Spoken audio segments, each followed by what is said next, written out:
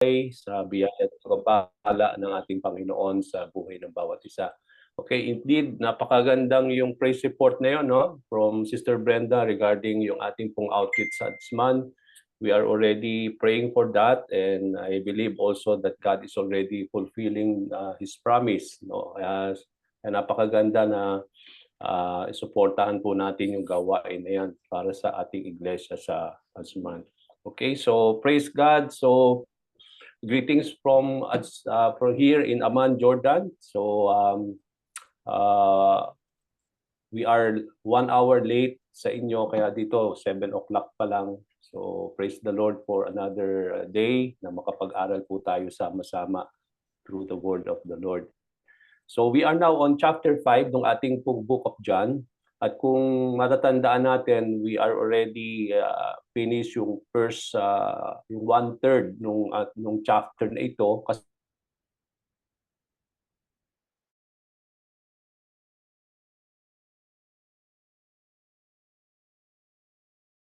Kasi kung pag-aaralan natin itong into 3 parts. Yung one part na napag-aralan natin last time, but also, sabi nga natin, we will be learning the second, yung ikaw lawang bahagi today regarding the authority of Jesus Christ. And then yung last part, it may be na matakal natin on the next meeting. Okay? Now, yung ating pong second part can be found in John chapter 5 from verses 16 to 30. So if you have your Bible with you, can we all open it there and then let us read together these verses. Okay, it's all about the authority of the Son or the authority of Jesus Christ. Okay, so let me read verses 16 to verse 30. So Jesus, because Jesus was doing these things on the Sabbath, the Jews persecuted him. Jesus said to them, "My Father is always at his work to this very day, and I too am working." For this reason, the Jews tried all the harder to kill him. Not only was he breaking the Sabbath, but he was even calling God his own Father, making himself equal with God. Jesus gave them this answer, "I tell you the truth, the Son can do nothing by himself. He can do only what he sees his Father doing, because whatever the Father does, the Son also does. For the Father loves the Son and shows him all he does. Yes, to your amazement, he will show him even greater things than this. For just as the Father raises the dead and gives them life, even so the Son gives life to whom he is pleased to give. Moreover, the Father judges no one, but has entrusted all judgment to the Son, that all may honor the Son just as they honor the Father. He who does not honor the Son does not honor the Father who sent him." Verse 24, "I tell you the truth, whoever hears my word and believes him who sent me has eternal life and will not be condemned. He has crossed over from death to life. I tell you the truth, a time is coming and has now come when the dead will hear the voice of the Son of God, and those who will hear will live. For as the Father has life in himself, so he granted the Son to have life in himself, and he has given him authority to judge because he is the Son of Man. Do not be amazed at this, for a time is coming when all who are in the grave will hear his voice and come up. Those who have done good will rise to live, and those who have done evil will rise to be condemned. By myself I can do nothing. I judge only as I hear, and my judgment is just, for I seek not to please myself, but him who sent me." Okay, so praise the Lord sa mga salita ng ating Panginoon sa umagang ito. Just bear with me because I'm just using a pocket Wi-Fi here. So kung from time to time magkakaroon tayo ng problema sa ating connection po, just bear with me with here. Okay, now the authority of the Son or the authority of Jesus Christ. We were able to fully understand yung authority ng ating Panginoon from the Great Commission. Alam natin mga kapatid, what is the Great Commission found in the book of Matthew chapter 28 from verses 18 to 20. No? Very familiar sa atin yan kasi it is a mandate that the Lord has given to all His disciples. na lahat tayo, we are called to obey this Great Commission. It means to say that we are already commissioned by the Lord to do things. Especially, it says there that to go and make disciples of all nations. It means to say we are already commissioned by the Lord to make disciples of all nations, to baptize them in the name of the Father, of the Son, and of the Holy Spirit, and to teach them to obey the commandments that the Lord has given us. And it has been given not only to the original disciples, but to all of us. It means to say, lahat tayo po, mga kapatid, are called to obey and to do this commissioning of the Lord. Now, one of the most important things before God has given this commission to all of us is that it says there, all authority in heaven and on earth has been given to me. So bago po ibinigay itong commissioning ni Lord sa bawat kanyang mga disciples, sa kanyang mga tagapagsunod, binigyan ng pansin dito ni Matthew yung sinabi ng Panginoon that dito nakabase yung how we will be commissioned by the Lord to go and to act in His name is because, sabi niya, all authority in heaven and on earth has been given to me. So from here, makikita natin that the truth about the authority of the Lord Jesus Christ, that it is not an authority, sabi nga natin, in some certain areas only, na ang authority niya hanggang dito lamang or in some other aspect lamang, but one thing that we are able to fully understand from this great commissioning of the Lord as we start as an introduction of this lesson is that all authority, now, not where, it can be only in one area, no? Okay, he has all the authority, but in what area? But we are able to fully also understand that the authority given to the Lord is in heaven and on earth, and even under earth. So ibig sabihin walang hangganan yung kanyang authority, that everything in heaven and on earth and under earth should be submitted to the authority of Christ. Ibig sabihin walang mas mataas, ibig sabihin He is Lord over all these things that can be in heaven and on earth and under earth. Now, hindi lang po yan makikita natin yung authority na yan, not only in our lesson today in John chapter 5, iisa-isahin po mamaya sa inyo, hihimay-himayin natin itong chapter 5 verses 16 to 30, dito natin makikita yung lahat ng authority na sinulat ni John regarding the authority of Christ. But there are also many passages that we can see throughout the scriptures talking about this the authority of Jesus Christ. No? Isa na yan po yung Matthew 28 from verses 18 to 20. Sabi po sa Daniel, kung makikita ninyo, the fulfillment of this prophecy of the book of Daniel by the prophet Daniel concerning the Messiah who had been given the authority of the Lord. Okay, makita natin sa Daniel chapter 7 verses 13 to 14. I will just read it to you, but you can jot down these verses for our study. Daniel 7 verse 13 to 14, Daniel saw a vision of one like a son of man coming with the clouds of heaven. He approached God and led into His presence. He was given authority, glory, and sovereign power. All nations and people of every language worship Him. His dominion is an everlasting dominion, and His kingdom will never be destroyed. Okay, so from here, makikita natin that even in the beginning, even in the Old Testament writings, makikita natin regarding about the Messiah that is to come, that had been given all authority by God. At dito sa vision ni Daniel, makikita natin yung vision na yan, that sa kanyang vision, nakita niya like a son of man, no, coming in the clouds of heaven, approaching the throne of God.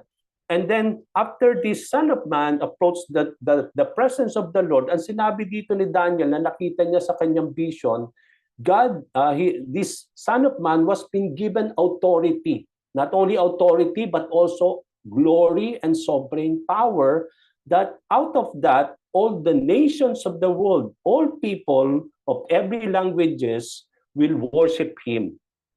And His dominion, sabi doon, will have no end. Okay, so isa yan sa mga passages na fulfill in the life of our Lord and Savior Jesus Christ as being the Messiah Himself. Sa Luke chapter 10 verse 22, sabi doon, all things had been committed to Jesus by His Father. It means to say, when it comes to the Lord Jesus Christ, not only all things had been given to Him, but all things had been committed by the Father to His Son. Okay? John chapter 3 verse 35. Ang sabi doon, the Father loves the Son, has placed everything in His hands. Diba? When we studied John chapter 3, makita natin dito that one of the things that has been written in this chapter is that the Father not only loves the Son, but because His love for the Son, He placed everything in His hands. It means to say, He has given the authority in everything. No? And then John chapter 17, verse 2, God granted Jesus authority over all people. No, makita natin dito, the authority of the Lord is above all people. Walang isa mang nilalang na hindi subject dyan sa authority. Okay? 1 Corinthians chapter 15, verse 27, God has put everything under His feet. It means He is the Lord of everything, the Lord of all. Okay? Ephesians chapter 1, verses 21 to 22, Jesus is far above all rule and authority, power and dominion and every name that is invoked, not only in the present age, but also in the one to come. And God placed all things under His feet and appointed Him to be head over everything. So dito sa Ephesians chapter 1, sinabi rin ni Paul that He is above all rule and authority. Kung merong mga rule, authority, and power, Jesus is over all those power. He is all above all those authorities. He is above all those power. No? He is far above them all. Even yung kanyang dominion in every name. No? And not only in this is in our present age, but also in the one that is to come. And because of that, God placed all things. No? Makita ninyo yung mga words, all things. It has been placed under the feet of the Lord and appointed Him over everything. So He is Lord. So pag sinabi nating authority, pag-aaralan natin yan mamaya. No? Ano bang ibig sabihin ng authority? So from his passages, makikita natin, it talks about the rule, talks about the glory, the dominion, no? And how everything has to be subjected and submitted unto the Lord. In Philippians chapter 2, verse 9 to 14, God exalted Jesus in the highest place and gave Him the name that is above every name. So dito, ilan lang yan mga kapatid sa mga passages that talks about the authority of Jesus Christ. And from here, ano bang ibig sabihin ng authority before we go deeper in this chapter 5 na ating pong pag-aaralan? Now, the dictionary defines authority as the power or right to give orders, make decisions, and enforce obedience. Okay, so ito po yung definition ng dictionary. At kung mapapansin natin sa Bible, yung biblical definition, hindi po nalalayo dun sa definition ng dictionary. In the Bible, authority is the ability, sabi doon, the ability, the right, or the power to do something. Okay? There is no authority apart from God. So pag sinabi natin authority, there is no authority apart from the Lord. Alam natin that God has the absolute and complete authority and the right of complete control because of who He is as the sovereign creator and Lord. Dahil siya yung sovereign creator and that He is the sovereign Lord, it means to say He is in complete control of everything that has been created by God. It means to say that He has all the absolute and complete authority over them. No? Not only the ability, the right, and the power to do that because of this, there is this enforcement of obedience. Okay?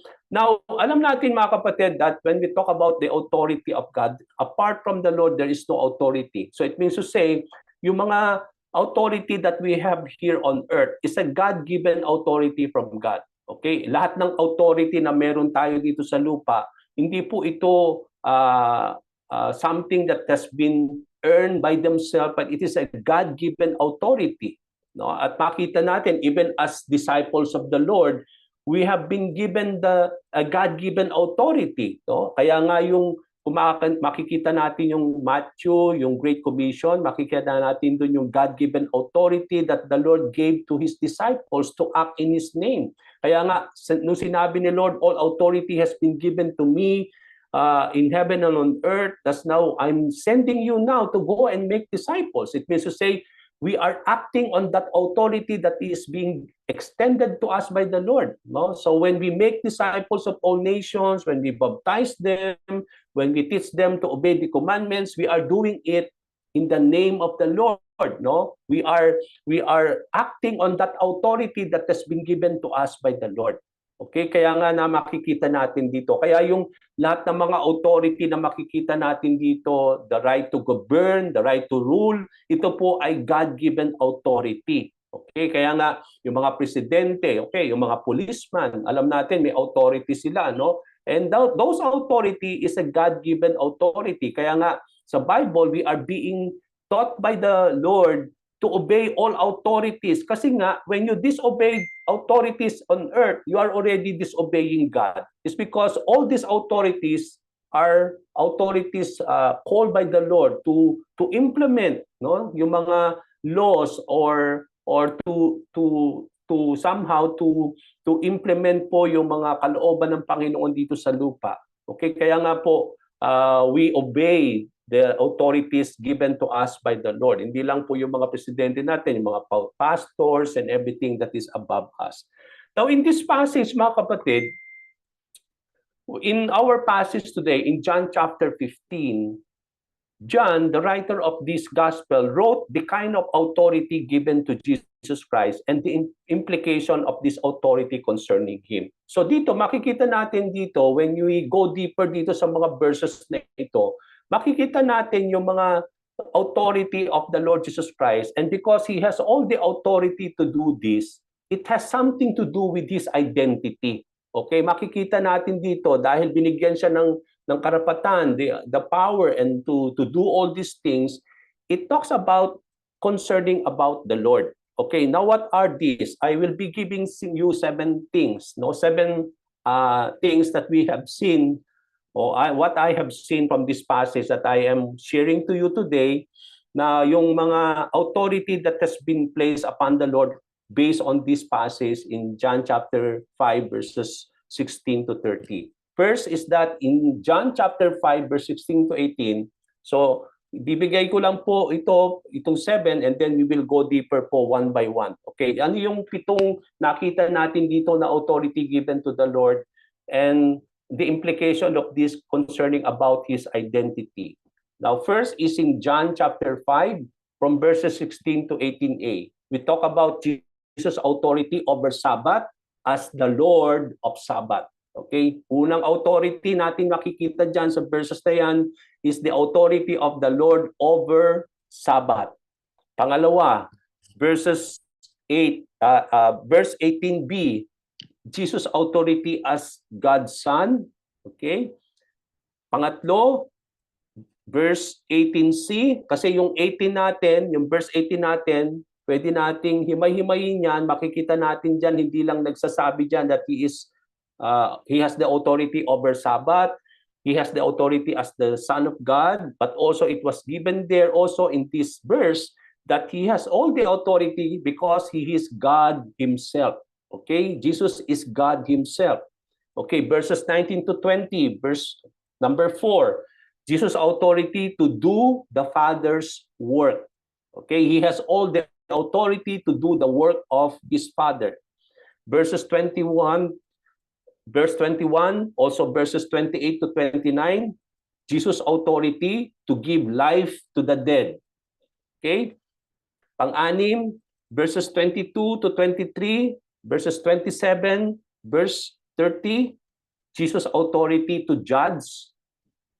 And then number 7, the last, verses 24 to 26, Jesus' authority to give eternal life. Okay? So dito makikita natin, He has all the authority over all these things based on these passages. No?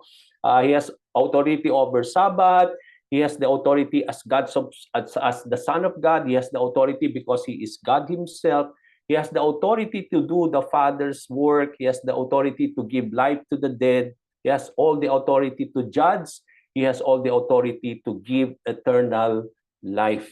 Okay, let us check now and understand this authority given to the Lord as written in these passages, okay, in these verses. Okay, let's go first to number 1. Now, Jesus' authority over Sabbath as Lord of the Sabbath. Okay, matatandaan natin in our lesson last Friday, sa ating last lesson last week, pinagaling ng Panginoon itong lame man on a Sabbath day. Okay, yun yung scenario dito. And then makikita natin, itong verses na pinag-aaralan natin, 16 to 30, it is the Lord who is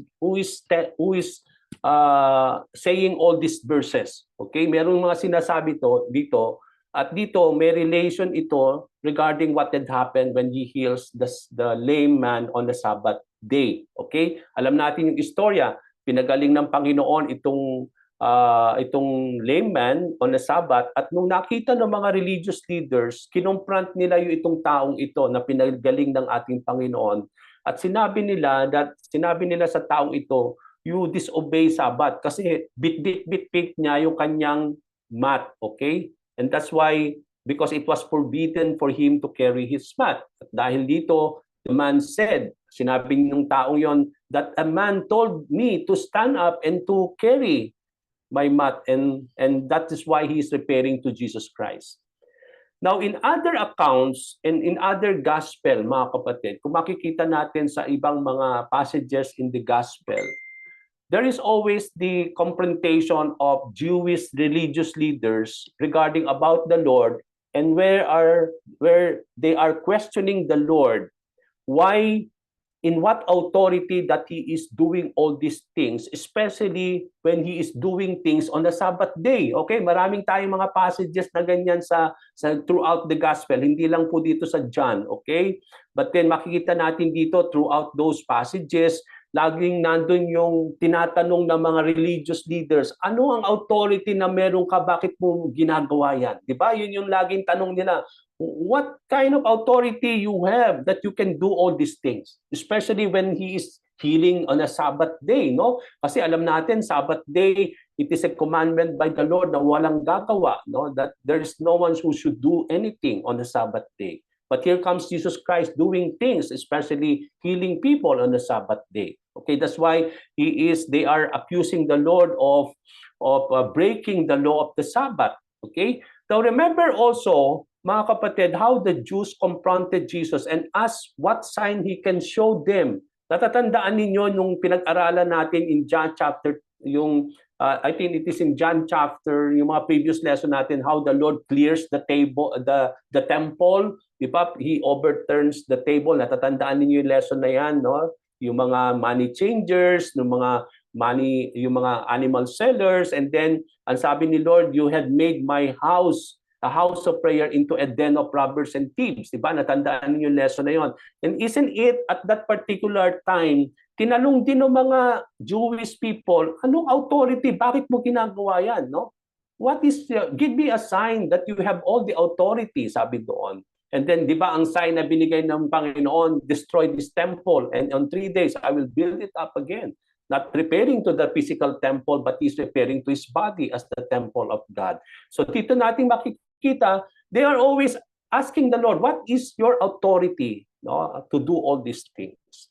And then notice in this time of the Lord, in the time of the Lord in those days, authority has to be proven with a sign. Hindi nyo mapapansin nung panahon ni Lord. Kasi in our time today, kung mapapansin natin, for example, a policeman, anong authority nila? Yung authority nila, makikita ninyo kung wherein siguro sa ID or yung badge nila, di ba? May badge sila. When you see that badge, it is already an authority na alam niyo, he has all the authority to do it. Okay? Kaya nga, kapag nakita natin yung mga, yun yan, or in our time today, it can be a document na pwede mong ipakita that you have all the authority to do this. Okay, but in the time of the Lord, walang mga ganyan, walang mga badge, walang mga document para i-prove yung authority nila. Kaya ang hinihiling lagi ng mga tao in those times to show the authority is to give me a sign. Okay? That's why the Jewish people, when it comes to the Lord Jesus Christ, to prove His authority, to do all those things, lagi nilang hinihiling kay Lord, okay, give us the sign to show your authority. No, signs lagi, no, in the time of the Lord. They will always ask for sign. But in our time today, we have to show our ID, or pwede nating ipakita yung document to prove our authority to do these things, no? Sabi ko nga kanina, yung sabi nga natin, yung ating mga policeman, meron silang mga badge, no? Yung mga doctors, why they can practice their medicine is because they have the license to do so. They have the authority to do all these things because they have been given the license to do all these things. So iyan yung po yung mga document, no, to prove our authority to do things. But for Jesus, in his life, his authority is not from earth. Alam natin that he cannot just show the people that there is something here on earth to show his authority, because his authority is not on earth. It is not a it is not a man-made authority or something that he has given here on earth, but his authority is from heaven. No? He has no ID or wala siyang document or to prove his authority. But Jesus performs signs and wonders. Dito na natin makikita, mga kapatid, that's why people are asking signs. But that's why to prove his authority, makita natin throughout the gospel, he will always perform signs and wonders, including miracles of healing, to prove his authority and his identity to do so.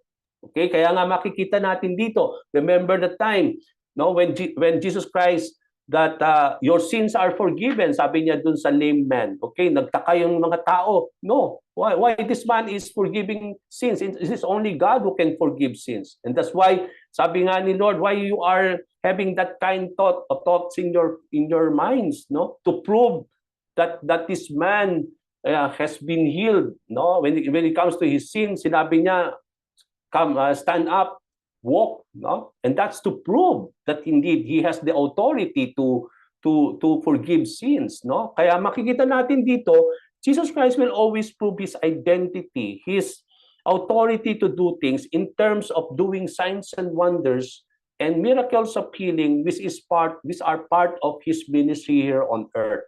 At makikita natin dito sa ating pong ikatlong bahagi ng John chapter 5 next week, makikita natin yung mga what bears testimony, isa sa mga nagbe-bear testimony kay Jesus Christ as being the Messiah or the Son of God is yung kanyang mga miracles, yung mga signs and wonders. Okay, it bears testimony of who he is. Okay, now in this time, in our passage, because Jesus was doing this, especially healing on the Sabbath, the Jewish leaders began to persecute him. Diba? Sinabi doon sa passage natin today. Dahil marami siyang mga ginagawang mga bagay sa Sabbath, kaya they started to persecute the Lord. Yun yung sinabi sa ating passage today. They tried all the more to kill him. Okay, sinabi dyan sa passage natin today. Because marami siyang ginagawa that somehow for the Jewish leaders, it is disobedience or blasphemy or everything. No, that's why they tried to persecute the Lord Jesus Christ, and they tried to kill him. No? Now, why Jesus has the right and power to do things and heal on the Sabbath? Itong question. This is something that the religious leaders cannot accept, because makikita natin that Jesus is always doing things on the Sabbath day. Okay, that's why they are questioning the Lord. Jesus Christ is breaking the Sabbath. Okay? Now, why Jesus has the right and power to do things even on the Sabbath day? Ang tanong dyan, bakit nga ba? Okay? What authority has to do these things? Bakit daw? What authority that he has? Why he can do all these things, even heal on the Sabbath day? Now, to answer just that, mga kapatid, Jesus has the authority to do things, even to heal on the Sabbath, because he is the Lord of the Sabbath. Remember, sa ating mga passages kanina, everything has been put under the feet of the Lord. No? Even It is the Lord who had given it is God who had given all the law, isn't it? To achieve the purpose and the will of God. No, it means to say everything that the Lord instituted, everything that the Lord has created should be subject unto Him because He has created them. Even Sabbath is just a created thing of the Lord. Sino ba ang nagtatag ng Sabbath? It is the Lord also who created and instituted and ordained Sabbath. That's why yung Sabbath, hindi siya mas mataas kay Lord. Okay? Sabbath should be subjected to the creator of it. And that is why Jesus is the Lord of the Sabbath. He can do everything He wants to do on the Sabbath because He is God. He is the one who instituted Sabbath. Okay? So, He can do everything that He wants because He has all the power and authority to do so. Okay? So, yun ang hindi matanggap ng mga tao in those times. God instituted Sabbath and the seventh day is a Sabbath rest to the Lord. God is more than Sabbath. He is more than above it because He is the Lord of Sabbath. Matthew 12 verse 8, di ba? Sabi po sa Matthew 12 verse 8, paano natin nakita yan? Ang sabi doon, for the Son of Man is the Lord of the Sabbath. Paano natin nalaman that He is the Lord, that He is Lord over Sabbath? Is because Matthew 12 verse 8, sinabi doon, for the Son of Man, who is Jesus Christ, is the Lord of Sabbath. The scriptures say that it is unlawful to do things on the Sabbath. Tama naman yun, no? Na talagang hindi pwedeng i-break ang Sabbath. It is unlawful for you to do things on the Sabbath. You have to stop or ease on what you are doing on the Sabbath day because it's a Sabbath rest. Kaya nga sabi ni Lord, 6 days you can do all those things you want to do, but on the seventh day, it is a Sabbath rest to the Lord. So that's why the people in those times, they do not do anything, any type of work, especially the routine for 6 days, but they rest on the 6th day. No? From Matthew chapter 8, we come to understand that there are cases that doing things on the Sabbath are not considered by God as unlawful. Okay, now, alam natin that it is forbidden for people to do something on a Sabbath day. Pero may case-to-case basis on that. Okay, kasi kung pag-aaralan niyo Matthew 8, okay, we are go deeper here mga kapatid, ha? We are not just sticking on our passage to prove yung pong what the Lord is trying to say here in these verses na pinag-aaralan natin. We are going to different verses to prove that. Sa Matthew chapter 8, kung babasahin ninyo yan, there are cases that doing things on the Sabbath is not considered by God as unlawful. Okay? But those people who committed those things are still innocent in the sight of the Lord. Di ba? Ano ba yung nakita natin sa Matthew chapter 8? Di ba si David and his companion, sinabi doon, okay? When they are hungry, anong ginawa nila? Nagpunta sila sa isang lugar and they ate the consecrated bread na yung bread na yon ay for only the priest to eat. Okay? But ang sinabi doon, they are innocent in the eyes of God. Okay? Now, they break the law. But then, when they break the law, ang sinabi doon ni Matthew, they are still innocent in the sight of the Lord. Oh, paano nangyari yon? They already broke the law. Paano naging innocent pa rin sila? Okay, now another passage o another example na binigay doon ni Matthew sa chapter 8. Okay, priest. Tingnan niyo po yung mga priest. Okay, kapag ba Sabat, titigil yung mga priest sa ginagawa nila sa temple? Hindi naman sila titigil eh. Paano yung mga sacrifices doon na i-offer? Okay? Now, kung ang Sabbath covers everything, then even the priest has to cease. They have to stop doing things, no, on the Sabbath day. But come to think, paano yung mga sacrifices? Paano yung mga gagawin sa temple? Okay, kung walang so that's why dito, ang sabi ni Jesus Christ, di ba sabi ni Lord, no? The priests desecrate the Sabbath day by their duties in the temple, but they are innocent in the sight of the Lord. Okay? Now, in the sight of men, doing all these things, mga kapatid, on the Sabbath are unlawful and forbidden. Sa mata ng tao, then nagkakasala sila. But on the eyes of the God, doing things in accomplishing the work and the purpose of God on the Sabbath is not forbidden. It is still innocent when you when you do things, when you are accomplishing the work and the purpose of God. Yung po yung condition doon, okay? Now, bakit pa? Ano ba ginagawa ni Lord sa kapag Sabat? Isn't it that is accomplishing the work of God?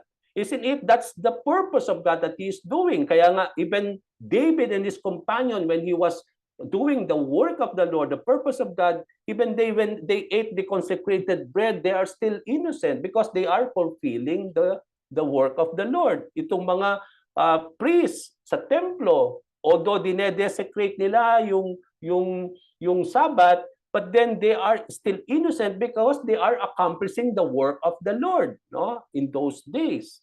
Now, in our verse today, mga kapatid, in defense, Jesus said to the Jewish leaders, "My Father is always at His work to the very day, and I too am working." Okay, nung sinabi ni Lord ito, that my Father is continuously doing things to this very day, and I am also doing all.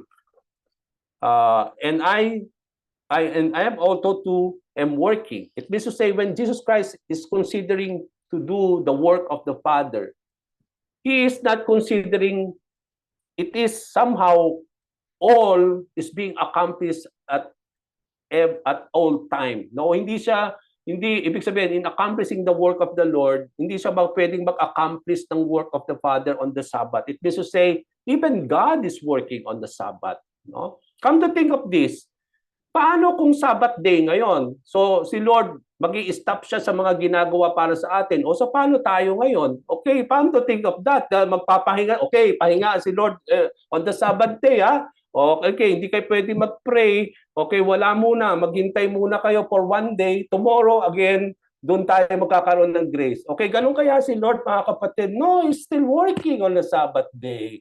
He never sleep nor slumber, sabi sa Bible. Although God rested on the sixth day, yun yung creation. Okay, nagpahinga siya in creating things. Kaya nga, yung seventh day become a Sabbath day. Pero nung after creation, hindi nagpapahinga si Lord on the Sabbath day. Okay, nagpahinga siya during creation, but when He created everything, God is continuously working in us.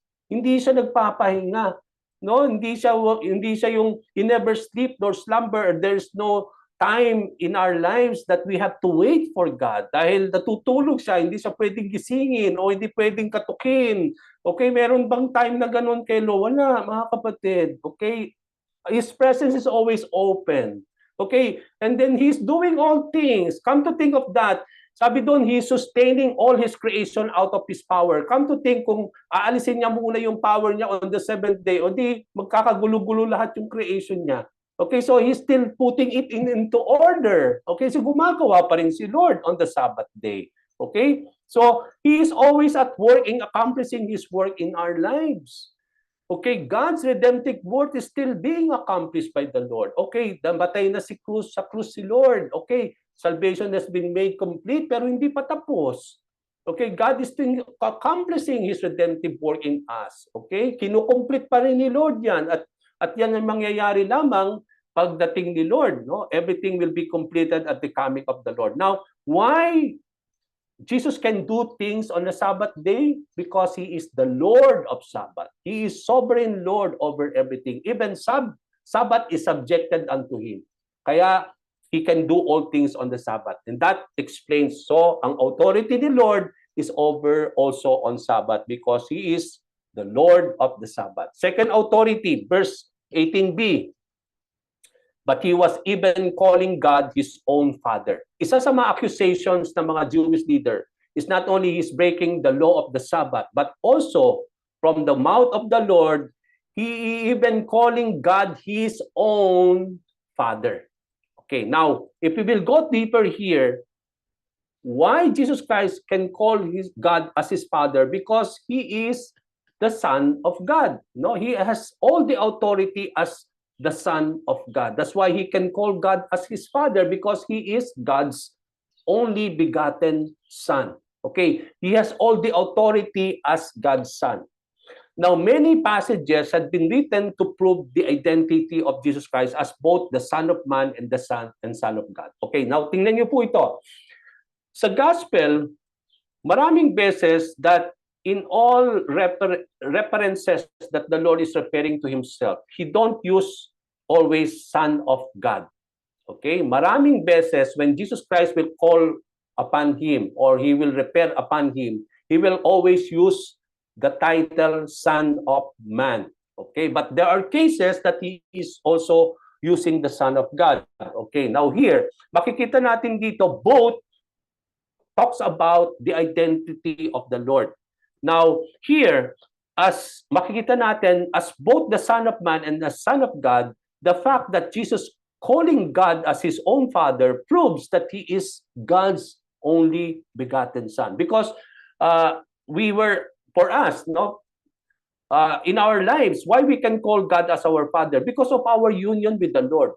Kung wala kang union kay Christ, hindi mo pwedeng tawagin ang Diyos na iyong Ama sa langit. Kasi it is a privilege and the right given to those people who believe in the Lord. Isn't it? That is what John says, that when you believe in the Lord, you have been given the right to become children of God. Okay, right. Yun yung right, yung karapatan. Yun, pinag-aralan natin yan last time sa ating pong lesson, isn't it? So kung wala kang karapatan, at hindi yan binigay sa iyo sa pamamagitan ni Jesus sa iyong pakikipag-isa kay Jesus, then wala kang karapatan tawagin ang Diyos bilang iyong Ama. Because that is only given the right to those people who accepted the Lord. Kaya we become children of God, we can call God as our Father, is because of our union with the Lord. Because Jesus is the Son of God, at dahil sa union natin kay God, kay Jesus Christ, we become children of God as well. Okay, now, that is also what we can see here. Now, makita natin, as Son of God, He has all the authority as being given all the power and right to do things, especially in accomplishing the will of the Father. Okay, dahil siya'y anak ng Diyos, bugtong na anak ng ating Panginoon, ibinigay sa Kanya, pinagkatiwala ng Diyos Ama sa Kanya ang lahat ng bagay. Yun yung nakita natin sa mga passages natin kanina. Okay? In accomplishing the very will of the Father. Matthew 26 verses 63 to 64. The high priest said to Him, di ba, ito na yung mga time na dinakip na si Lord, no? At dinala na siya dun sa high priest. And then when they are interrogating Jesus Christ, itong high priest said to the Lord on this chapter, I charge you under the oath by the living God, sabi nung high priest kay Lord, tell us if you are the Messiah, the Son of God. Ano sinabi ni Lord? You have said so, Jesus replied. So inangkin ni Lord, no? Ito nga yung nagalit yung high priest, no? Sinira niya kayong robe because he is claiming to be indeed the Messiah and the Son of God. Okay? Doon sa interrogation na yon, sinabi ni Lord, you have said so. Sinabi mo. Okay? So, it means to say, he is admitting it, that he is indeed the Messiah, the Son of the living God. And that's why, makita natin dito, isa sa authority, bakit he has all the authority in heaven and on earth and under earth and all authority over all things. Why? It's because he is the Son of God. Okay? Third, number 3, John chapter 5, verse 18 to C. Tinuloy po yung verse na yan. Okay? Making himself equal with God. Not only he was even calling God his Father, pero sinabi din doon sa verse na yan, making himself equal with God. Hindi lang tinatawag ni Lord ang kanyang Ama, ang Diyos bilang kanyang Ama, kundi even making himself equal with God. Okay, now himself, authority. Why he can do all things? Because he is God himself. He has all the authority to do all things. Even in those times, no, because he is God in the flesh. He is God himself who took the form of being like us. Jesus has authority to do things because he is God in the flesh. Yan yung nakita natin, no? God became flesh and dwelt among us. Yan ang unang-unang mababasa mo sa John chapter 1. Yung bang, kung pag-aaralan mo yung whole chapters ng Book of John, yung kagad ang makikita mo that God became flesh and dwelled among us. Yung kagad ang binibigyan ng pansin, that yung writing ni John is all about this God who became flesh, and that is Jesus Christ. That everything that John wrote in this gospel, in this book of John, is concerning about this Jesus Christ, who is God himself, who took the form of being like us. No, Jesus is God in the human form. He is the second person in the Trinity, no? Or in the Godhead. That's why God the Father, God the Son, and God the Holy Spirit. And then Jesus as Son of God proves his identity or deity, no? As being God himself. Isn't it when Jesus Christ asked his disciples, particularly Peter, no? He asked them, who do you say I am? Okay, these are the people saying that you are a prophet, that you are Elijah and everything, no? But then he referred to his disciples, but you, who do you say I am? And then here comes Peter, you are the Christ, the Son of the living God. Not only he is the Son of God, but even Paul in his many writings in the New Testament talks about that he is God himself. In Colossians chapter 2 verse 9, in Christ all the fullness of the deity lives in bodily form. Pag sinabi nating deity, it talks about God. Okay? Pag sinabi nating deity, yung pagka-Diyos. Okay, in Christ, sabi doon, yung fullness of deity lives in the bodily form. Kaya ina-acknowledge ni Paul dito that Jesus is God in the flesh. That He is God in the bodily form. Okay? Now, He is in the flesh, but He is God Himself. In Colossians 1 verse 15, di ba? The Son is the image of the invisible God, the firstborn over all creation. So here, makikita natin yun, the truth about not only Jesus is the Son of God, but the truth that He is God Himself, that He is the God who took the form of being in the flesh as being God Himself. That's why He can do all these things, why He has all the power to rule, to the dominion and everything, is because not only He is the Son of God, but He is God Himself. Okay, number 4, Jesus' authority to do the Father's work. Verses 19 to 20. Okay, when Jesus replied to the leaders, ang sabi niya, very truly I tell you, the Son can do nothing by himself.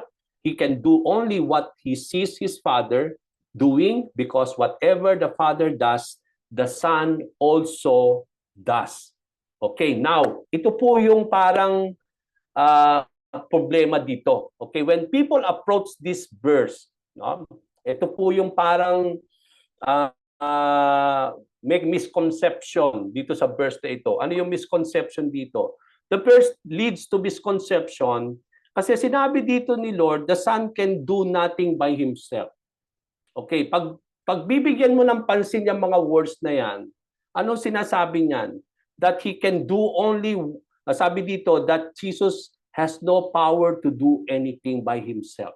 Yun ang sinasabi nila. Okay, yung verse na yan, isa yan sa mga verses na pinanghahawakan ng mga tao na hindi naniniwala na si Jesus ay Diyos, na siya ay parang tao lamang dahil hindi siya makagawa by himself.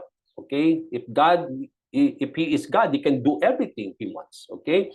Now, this verse leads to misconception that Jesus is doing things and he can do nothing by himself. Yun yung pong misconception doon. This is not what the context and these verses tell so. Okay, ang mahirap kasi sometimes sa ating pong buhay, we take out of the verse not considering everything as the whole context. Kasi pag hinugot natin lang yon that the Son can do nothing by himself, yun nga ang sinasabi nun.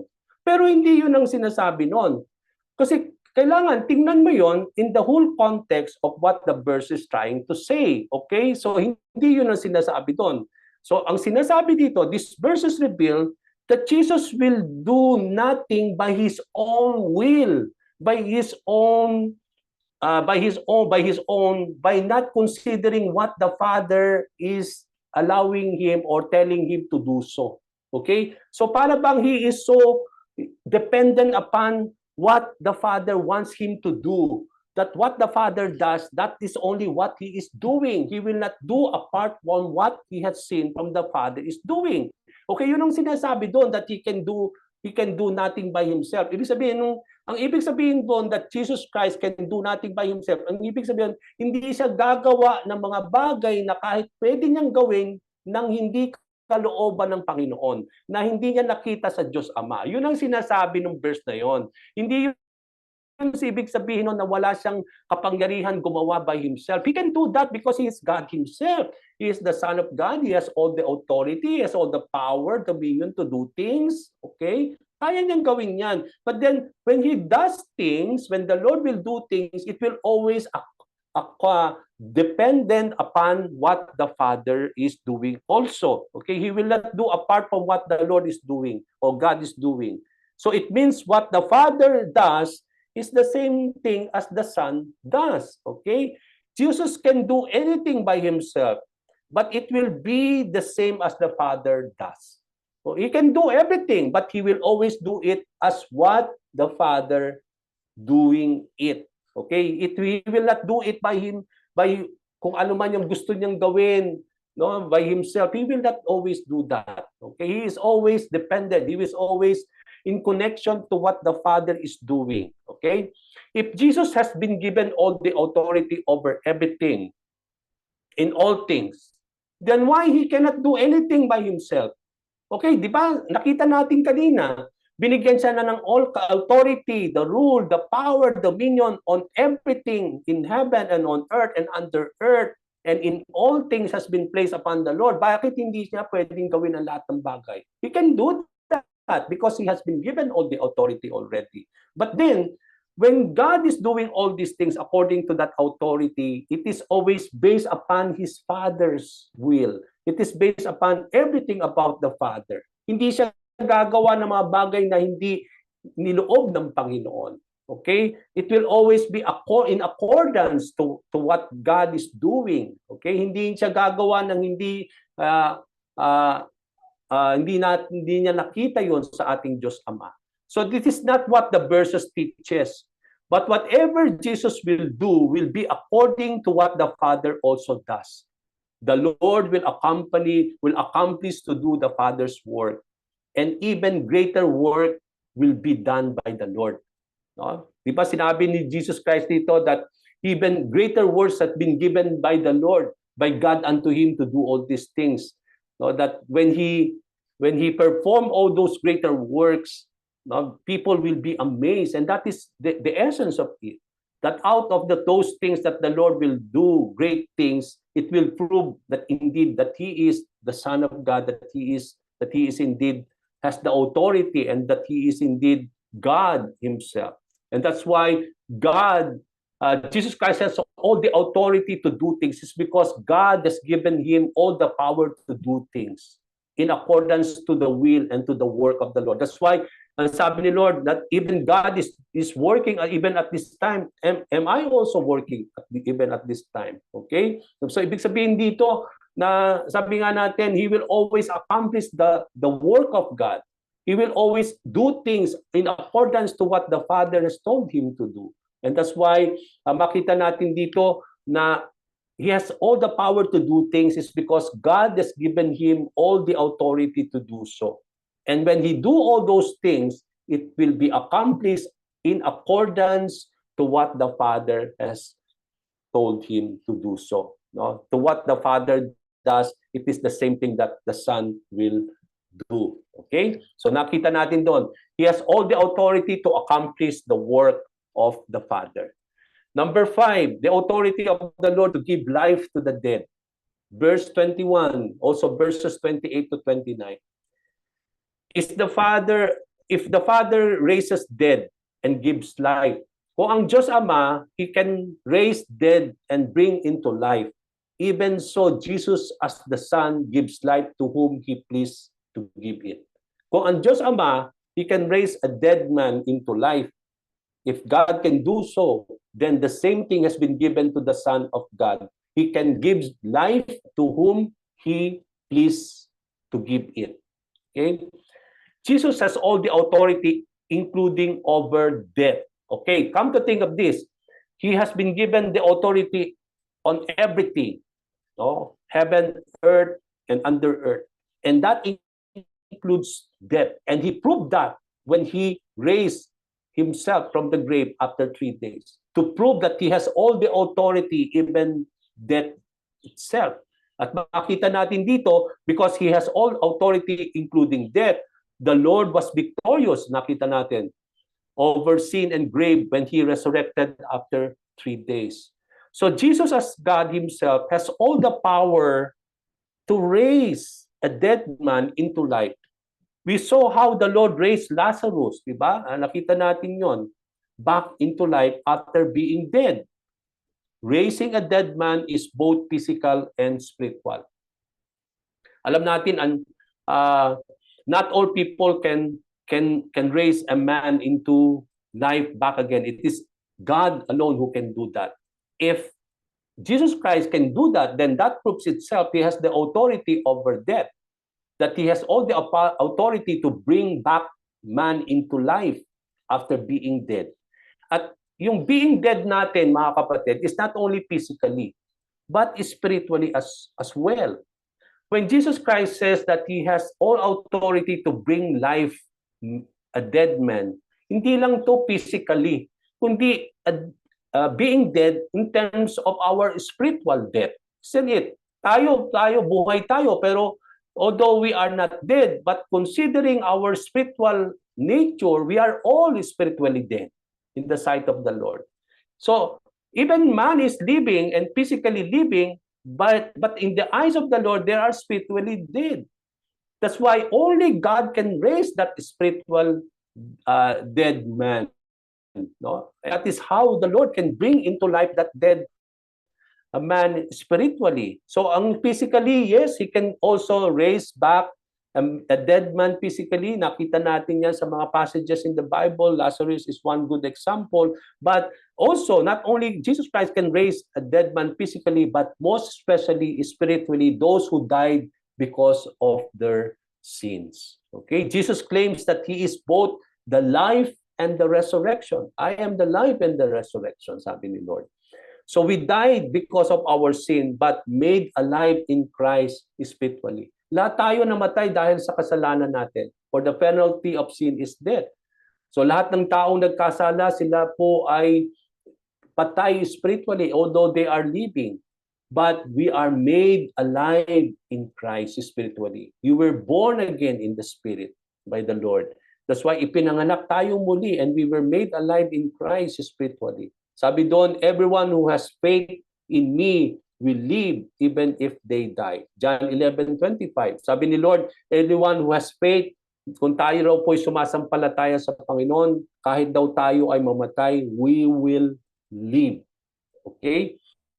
Now, at the coming of Jesus Christ, when all who are in their graves will hear His voice and come out, both who had done good and bad. Ito na nga po yung sinabi dito sa verse na ito. At the coming of the Lord, at the voice of Jesus Christ, at His coming, the grave will be open. Okay? Everyone, okay, who had died, kahit yung mga namatay na gumawa ng tama, gumawa ng mga hindi maganda, everyone will be made alive at the coming of the Lord. Those who have done what is good will rise to live, ang sabi doon. But those who have done evil will rise to be condemned. Okay? Lahat po bubuhayin at the coming of the Lord. But those who had done good, they will be raised back into life. But those who have done evil during the time when they are still living, they will rise to be condemned. At yun po yung nakita natin in our passage today. Okay? Now, so he has all the authority to give life. Is because God has given him also the authority, the power to give life to whom he pleased. That's why he can raise dead man into life. Okay, number 6 authority from this verse, Jesus' authority to judge. So we cannot judge because we have no authority to judge people. Kaya nga, we are not called to judge anyone. But God has all the authority to judge because he has all the right to do so, and that is Jesus Christ. Okay, so from this passage, makita natin verses 22 to 23, verse 27, verse 30, diyan po yung mga verses na yan that Jesus has the power and right to judge because He is the God who will judge everything. Ibinigay, pinagkatiwala kay Lord ang karapatan na yan to judge everyone. Okay, that's why all of us will be accounting to the Lord at His coming. Okay, no one has the authority to judge but God alone, because Jesus is the righteous judge. Okay, as God the Father entrusted all judgment to the Son. Sinabi dun sa verse na yan, lahat ng mga judgment ibinigay, pinagkatiwala sa Panginoon. So He is the judge who will be judging everyone at His coming. He will judge the living and the dead. Okay?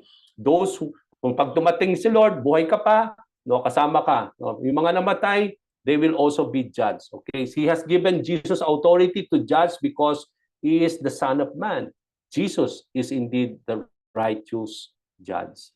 So, yung Jesus judgment, kung titingnan natin dito, how does the Lord will judge? Okay? Yung judgment the Lord is always just. Okay? It is based on His own righteousness.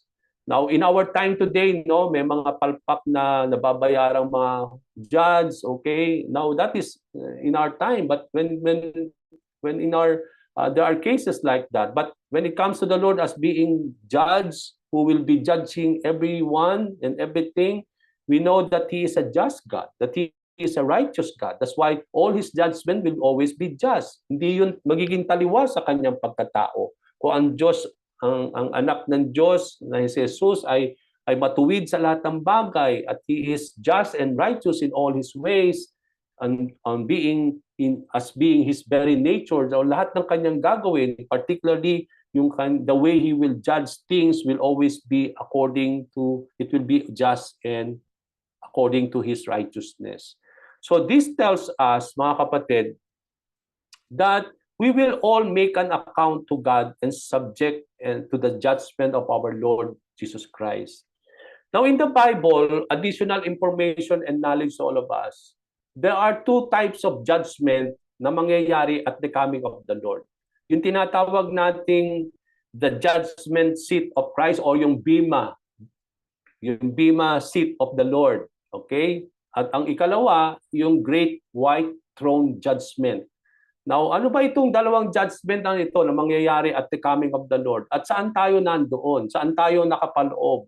Okay, now, ang judgment seat of Christ or yung bima seat of Christ ay makikita ninyo sa 2 Corinthians 5 verse 10. Ano itong judgment na ito? This is for the believers who lived and died who have faith in the Lord. Okay? Ito po yung mga mananampalataya. Ito po yung kanilang klaseng judgment. Okay.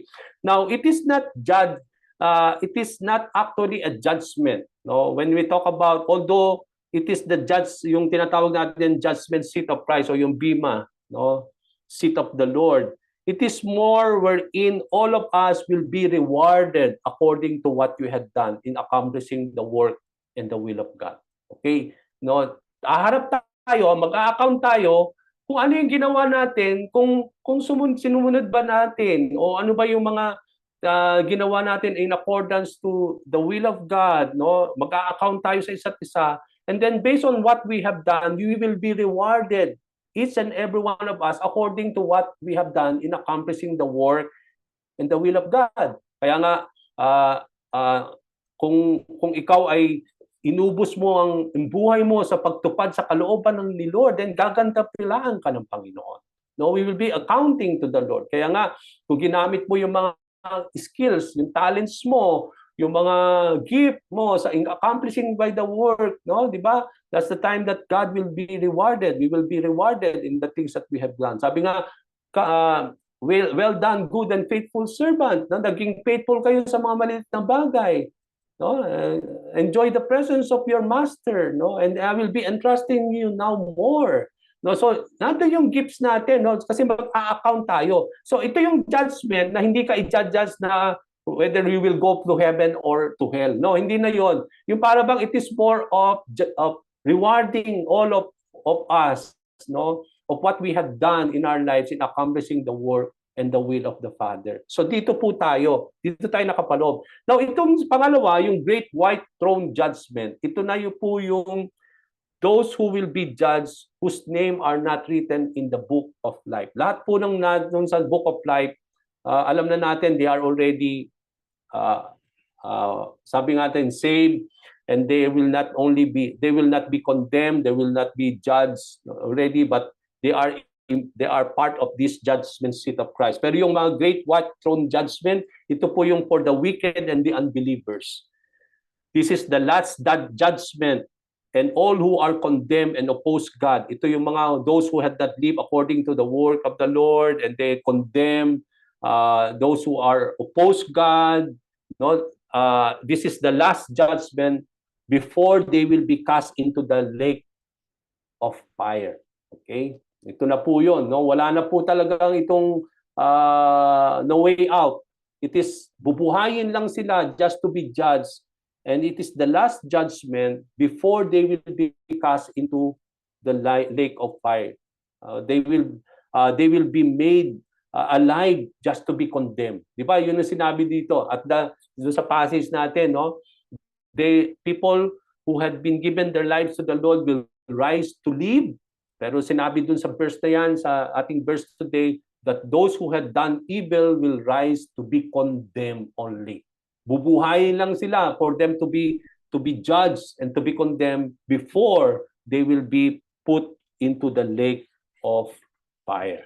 Okay? And then the last and foremost, last natin today is yung authority to give eternal life. Verses 24 to 26. Jesus has all the authority not only to bring into life a person, but also he has all the authority to give eternal life. Jesus as God himself has the power and right to give eternal life. Just as the Father has life in himself, sabi doon, so he has granted Jesus also to have life in himself. Jesus and his words are the source of having eternal life. Isn't it? Paano ba ang isang tao will able to have eternal life? No, it is by his words and through Jesus Christ himself. Di ba sabi nga dun sa verse 24, whoever hears my word, dun sa verse natin today sa chapter 5, whoever hears my word and believes in him who sent me has eternal life and will not be judged, but has crossed over from death into life. So, one of the source wherein a person can have eternal life is, sabi doon, whoever hears my word. Okay, so we need the word of the Lord because the word of the Lord is the source of having eternal life. No, sabi nga na doon, di ba, isn't it? Ang sabi ni Lord, continue into my words, abide in my words, and continue unto the truth, no? And the truth will set us free. And that's why hearing and knowing the word of the Lord will always lead us to be freed. That will set us free from anything that gives us slavery in our lives, and so that we may find freedom. No, and I believe, and that's why there is power in the word of the Lord. It has the power to set a person free when that person believe on the word of the Lord. That's why whoever hears my word has eternal life, sabi ni Lord. Not only that, sabi ni Lord, but whoever believes on him who sent me. Okay, when you believe on God and when you believe on the Father who sent the Lord Jesus Christ, it will always lead us into eternal life. And Jesus Christ himself is the source of a person to have eternal life. Diba? Sabi nga sa John chapter 3 verse 20, no? John chapter 3:16, diba? Sabi nga, for God so loved the world, no? Not to perish but to have eternal life. For those people who believe in him, they will not perish but have eternal life. So those who hear the voice of Jesus will come from into life and live having eternal life. Now, as I end, we don't need to wait for sabi nila, eternal life is life after death. But it's not, yes, it can be life after death, but we don't need to wait for us to die to experience that eternal life. The promise of eternal life is from here to eternity. Hindi lang after death till eternity. No, from here to eternity. And where we are now, we are still living. No? So here, where we are waiting for the Lord, you can experience already that eternal life in your life. No? This means that even today we are alive, we are already experiencing eternal life. It is life. It is not life after death only, but life that is full and abundant, even we are still alive. So that's why yun nga yung sinabi ni Lord, that I have come for you to have life that is full, a life that is abundant. And that life that is full and abundant is not only promised for those who had died already, but those who are still living, that even when you give your life to the Lord, you are already experiencing eternal life today, mga kapatid. And the life that we have now is already eternal when we have placed our faith into the Lord, that it is always a life that is abundant and full because of Jesus Christ. Okay, so from here, we are able to fully complete yung authority of the Lord. Just to conclude, di ba? Just to put that again, seven authority we can see from this passage: the authority of Christ over Sabbath, the authority of Christ as being God's Son, the authority of Christ as being God Himself, the authority of Christ as to do the Father's work, the authority of Christ to give life to the dead, the authority of Christ to judge, and then the last, the authority of Christ to give eternal life. Okay, praise the Lord. I bring this back to Sister Brenda. Yeah. So I just